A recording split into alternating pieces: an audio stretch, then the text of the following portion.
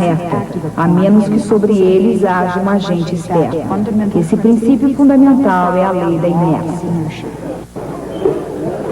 Hoje eu vou lhes falar sobre Galileu.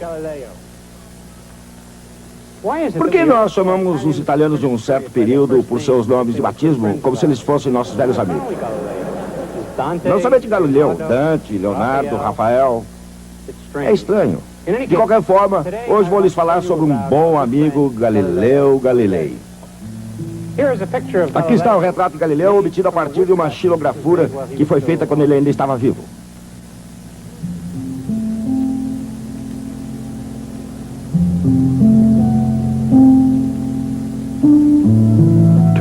Dois homens muito importantes nasceram em 1564.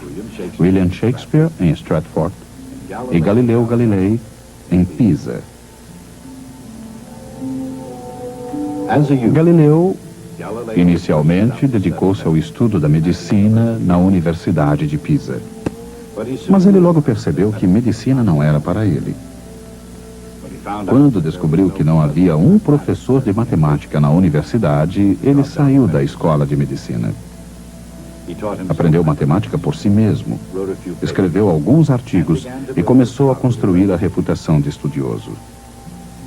Em 1589, com a ajuda de um amigo influente, ele foi indicado professor de matemática.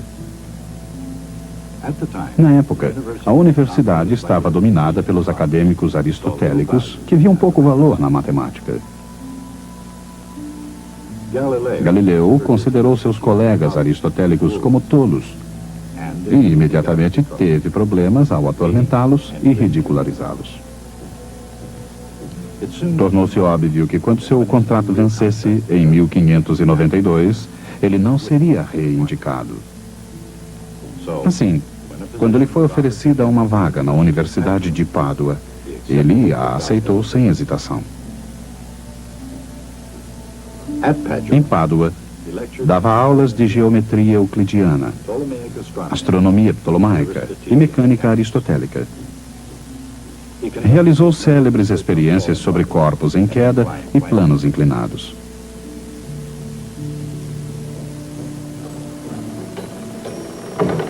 Em 1610, Galileu realizou talvez a maior mágica acadêmica de todos os tempos. Um polidor de lentes holandês chamado Hans Lippershey descobriu um novo e impressionante instrumento, o telescópio. Galileu imediatamente descobriu como ele funcionava.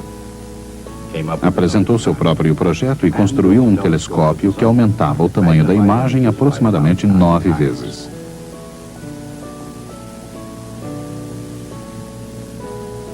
Então, ele reuniu os patronos da cidade de Veneza para uma demonstração na famosa torre da Praça de São Marcos. Galileu lhes disse: olhem para o horizonte através desse instrumento. Com ele, pode ser visto um navio se aproximando 2 horas antes do que sem ele. Para uma potência marítima como Veneza, este instrumento é absolutamente essencial.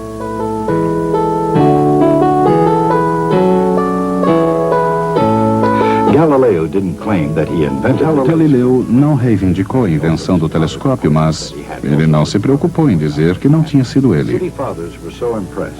Impressionados, os patronos da cidade deram a Galileu um emprego vitalício e um salário compensador.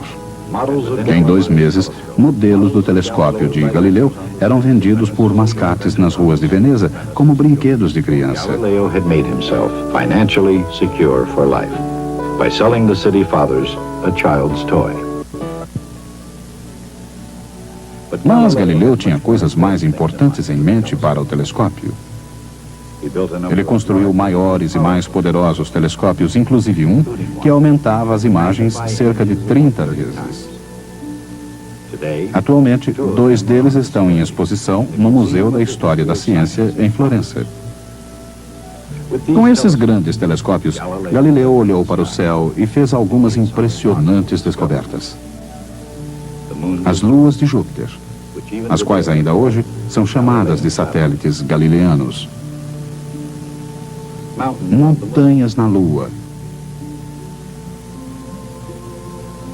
as fases de Vênus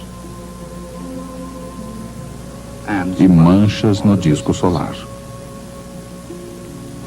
Agora que nós já pisamos na Lua, os esboços de Galileu revelam que suas observações foram surpreendentemente acuradas. Notamos que as descobertas astronômicas de Galileu, junto com as ideias de Copérnico, viriam a arruinar a serenidade do céu.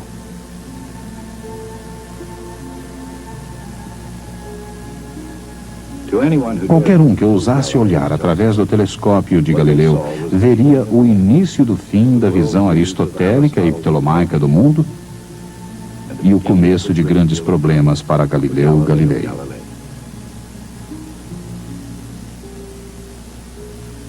No início do século XVII, a Europa viu a Renascença, a Reforma Protestante e a Contra-Reforma Católica. Amplas mudanças sacudiram todas as partes do sistema medieval: religião, artes, literatura, música, matemática e as ciências, especialmente a astronomia.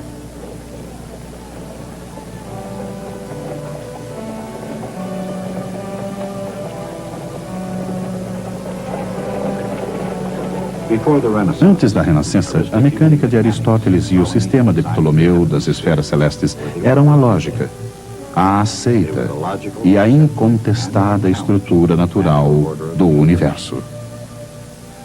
E assim foi até que um monge polonês olhou para cima e viu as coisas de forma diferente. Em oposição ao sistema ptolomaico, Copérnico viu a Terra apenas como mais um planeta orbitando o maior, o mais ilustre, o Sol. No seio da Igreja Católica, alguns viram o sistema de Copérnico como uma ameaça. Ele parecia, como a própria heresia protestante, desafiar a autoridade absoluta do Vaticano. Contudo, a Igreja levou 75 anos para mostrar sua total desaprovação do sistema. E durante esse ínterim, a Igreja teve um problema muito mais próximo que o Sol. Católicos e protestantes estavam empenhados numa guerra pela própria alma da Europa. Copérnico, como Martim Lutero, desafiou a interpretação eclesiástica das Escrituras Sagradas. Mas o sistema de Copérnico também parecia desafiar o mais elementar bom senso. Objetos tendem a cair em direção ao centro da Terra, porque essa era a direção do centro do universo. Se a Terra está girando e movimentando-se no espaço, por que as coisas não voam, não vão embora? E se a Terra está realmente girando, por que um objeto abandonado de uma torre cai diretamente para baixo? Por que ele não aterriza num estado vizinho, ou ao menos a uma certa distância? 300 anos atrás, essas eram perguntas lógicas e inteligentes. E Galileu Galilei planejou descobrir as respostas. Galileu era, apesar de sua natureza independente, uma pessoa muito popular, geralmente respeitada e admirada. E para a Igreja, sua inteligência fê-lo um filho favorito. Sem dúvida, Galileu apreciou a atenção. Sua fome pela fama era enorme, mas sua sede por conhecimento e pela verdade era ainda maior. Cedo em sua carreira enquanto professor em Pádua, Galileu conseguiu firmar-se como um empreendedor acadêmico. Entre outras coisas, ele serviu de tutor a príncipes reais em disciplinas como magnetismo e matemática. Mas muito mais importante foi sua utilização do telescópio. Seu primeiro livro, O Mensageiro das Estrelas, revelava suas impressionantes observações. A publicação do O Mensageiro das Estrelas elevou Galileu a uma posição de reconhecimento em toda a Europa. Contudo, em certos círculos, suas descobertas não foram muito bem recebidas. Através de seu telescópio, Galileu tinha visto algo inimaginável, ou pelo menos indescritível, pelos seguidores de Ptolomeu. As luas de Júpiter pareciam provar que a Terra não era o centro de todos os movimentos celestes. Teria sido ele, em sua visão, a prova de que Copérnico estava correto. Contrariando Aristóteles e as doutrinas da Igreja, seria a Terra apenas outro planeta orbitando em torno do Sol? Se isso fosse verdade, a questão permaneceria. Por que as coisas não espiralam para fora? A antiga visão aristotélica era de que todas as coisas, por sua própria natureza, têm um lugar próprio para o qual querem retornar. Suas ideias de repouso absoluto e movimento absoluto pareciam confirmadas pelo bom senso. E baseado em experiências comuns do dia a dia, como poderia alguém adotar a ideia de uma Terra movendo-se no espaço? Era algo para Galileu criticar, o predominante ponto de vista aristotélico. Mas completamente diferente era mostrar como as coisas funcionariam no sistema planetário de Copérnico. Mesmo antes da invenção do telescópio, Galileu tinha se preparado para fazer exatamente isso. Para lançar as bases de seu trabalho sobre corpos em queda, ele tinha incansavelmente observado e cronometrado bolas rolando por planos inclinados. Essas experiências levaram-no a uma outra descoberta que seria conhecida como a lei da inércia.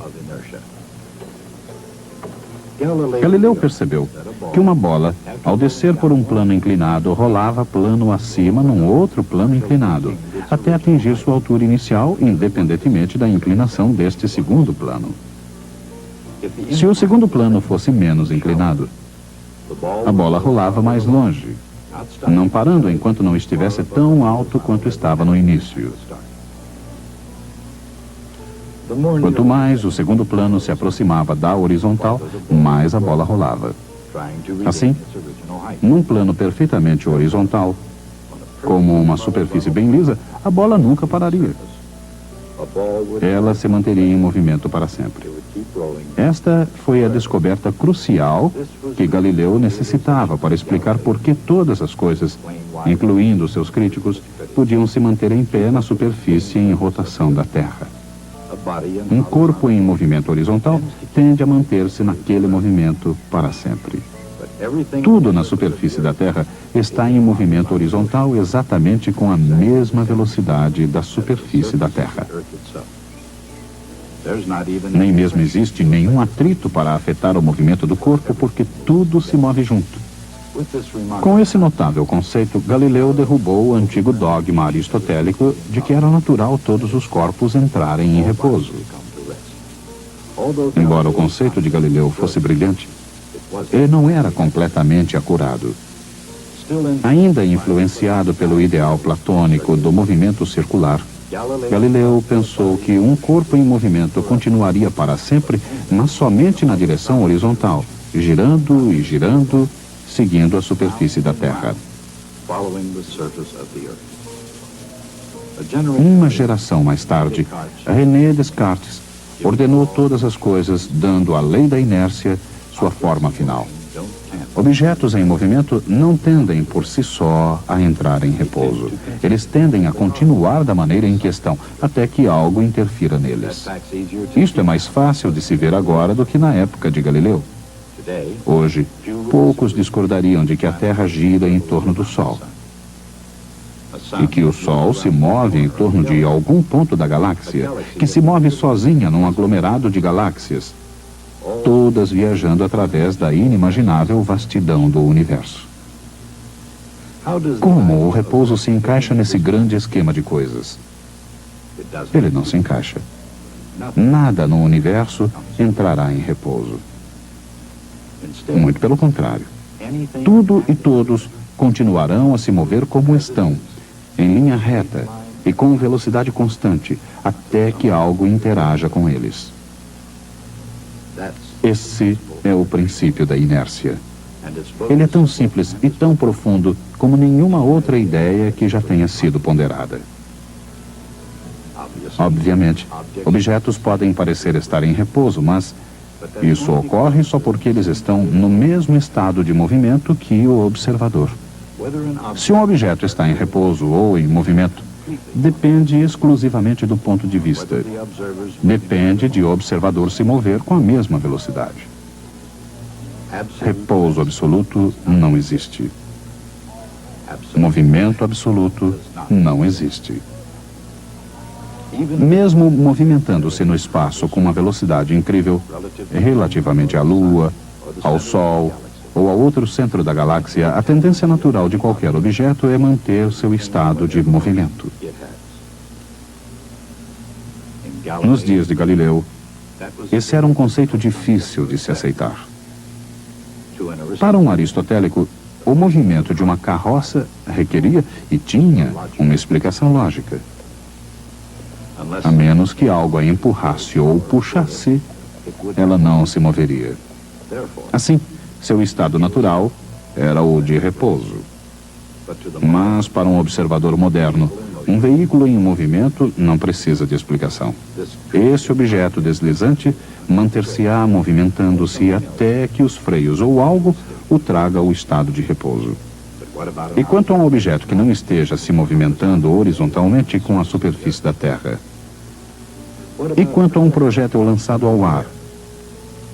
Ou uma bola largada de uma torre? A Terra em rotação não deveria deixar a bola cadente para trás?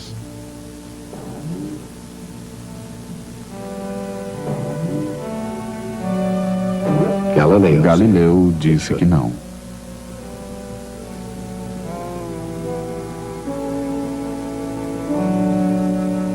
Ele disse que a bola deveria continuar a se mover horizontalmente com a Terra, mesmo quando ela cai verticalmente em direção à sua superfície. Na Renascença, esse conceito era difícil de se compreender. Portanto, Galileu apresentou a seus contemporâneos uma analogia. Ele pediu às pessoas que imaginassem uma bola caindo do alto do mastro de um navio em movimento. Para um marinheiro no convés, o mastro continuava parado. Ele deveria esperar que a bola caísse diretamente para baixo. Mas alguém em terra veria o navio e o mastro em movimento. Um observador aristotélico não teria dúvidas sobre o que devia acontecer.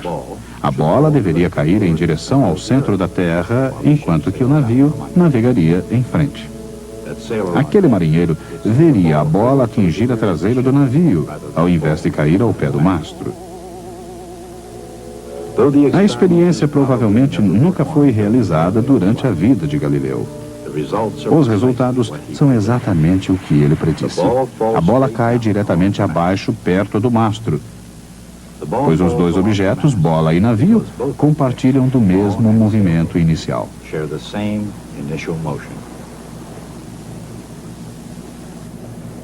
Se eles não tivessem o mesmo movimento inicial, então o resultado seria exatamente aquele que os aristotélicos esperavam.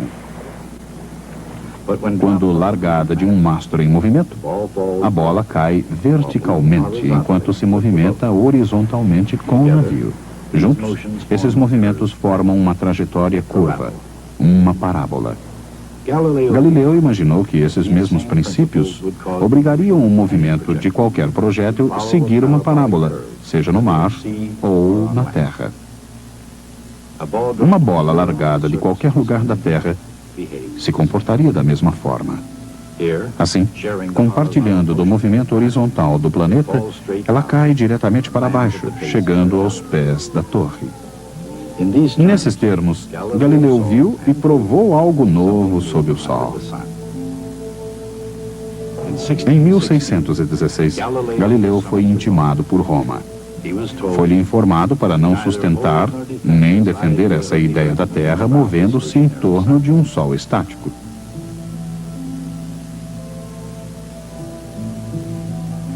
Sabendo que a Igreja oficialmente se opunha ao sistema de Copérnico, ele esperou pelo momento correto para convencê-los com suas ideias aristotélicas.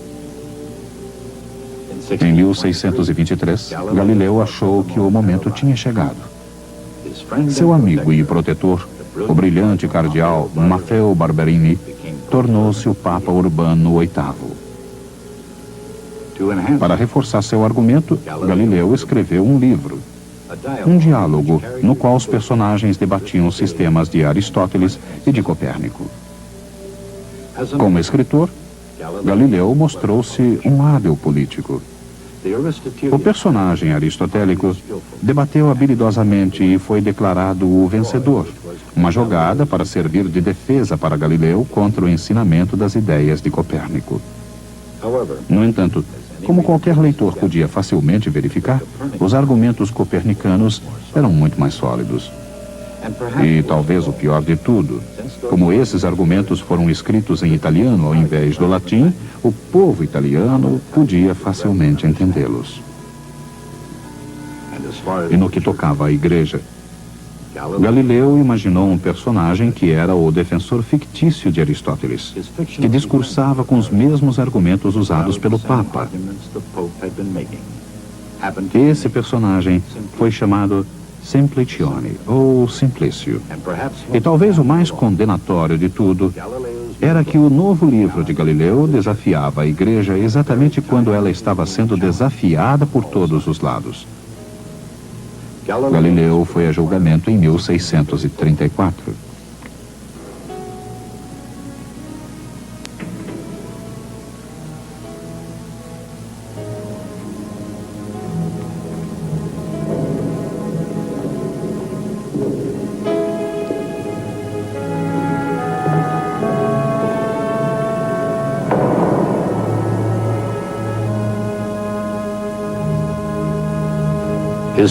Com sua fama e prestígio, tornava-se impensável ir-se além da tortura ameaçadora, mas para Galileu, que entendia máquinas, isso foi suficiente. Ele abjurou publicamente o sistema copernicano do movimento planetário. Ironicamente, no futuro, nenhum cientista sério poderia negar as evidências de Galileu. O princípio da inércia, concebido por Galileu e refinado por Descartes, tornou-se a primeira lei da mecânica de Isaac Newton. No que tange à igreja, o nome de Galileu seria finalmente legalizado, mas isso levaria muito tempo. Mesmo em 1783, a controvérsia sobre Galileu estava ainda pendente. Nesse ano, o Papa João Paulo II pediu para que a discussão entre Galileu e a Igreja fosse finalmente encerrada. Ele disse: voltemos nossas mentes para um período em que haviam se desenvolvido, entre a ciência e a fé, graves incompreensões, resultado de mal-entendidos ou erros, os quais somente humilde e paciente revisão conseguiram gradual disseminação. A igreja mesma aprende pela experiência e por reflexão. E ela agora entende melhor o significado que precisa ser dado à liberdade de pesquisa. Mas naquele tempo, mesmo para um cientista famoso com um ego imperdoável, a humilhação pública não foi considerada uma punição suficiente.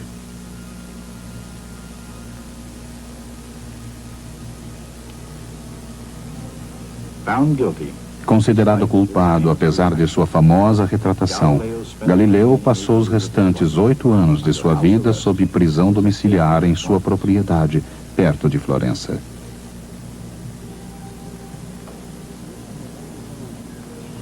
De acordo com a lenda, ao sair do tribunal, Galileu disse: "Eppure si muove." No entanto, ela se move.